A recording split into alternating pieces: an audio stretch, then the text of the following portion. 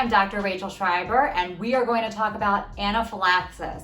What is anaphylaxis? Anaphylaxis is a severe acute allergic reaction that involves multi-organ systems.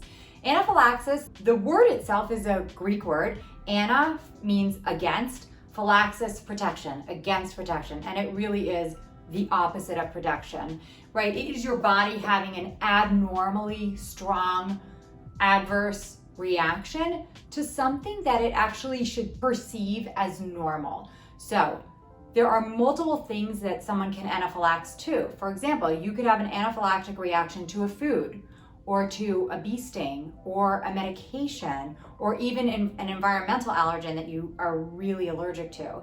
So no matter what the cause, the pathology that happens in your body is actually the same type of reaction. So what are some of the symptoms or signs that you can see in an anaphylactic reaction?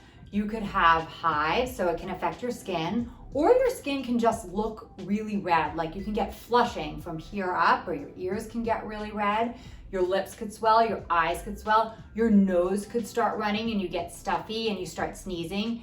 And this is usually after an exposure to something, right? It's not just like sort of slow onset. It's usually like I ate something and I had sudden onset of these symptoms. So it can affect your skin, it can affect your airway, you could have coughing, you could have trouble breathing, wheezing, it could affect your voice. So if your vocal cords start to swell, that can make you hoarse.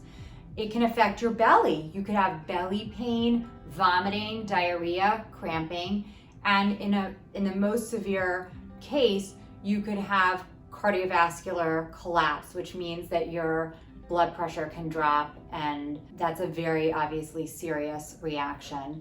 The one medication that we have to truly treat anaphylaxis is epinephrine, and we have another video on how to use the different kinds of autoinjectors, although I will say that there are many new generic types of autoinjectors coming on the market, and so we need to update that video probably with other kinds of autoinjectors that are now out there. Epinephrine is also known as adrenaline, and it works to reverse a severe allergic reaction. It's best when used early. So I always tell my patients, you're never going to be wrong to use your EpiPen if you think you're having an allergic reaction. One other symptom that can go along with allergic reactions is actually anxiety. So sometimes people feel very anxious when they're having an allergic reaction, and people have described also a sense of impending doom. We don't even want to get to that point. We want to use our Epi early so we can hopefully stop this allergic reaction in its tracks.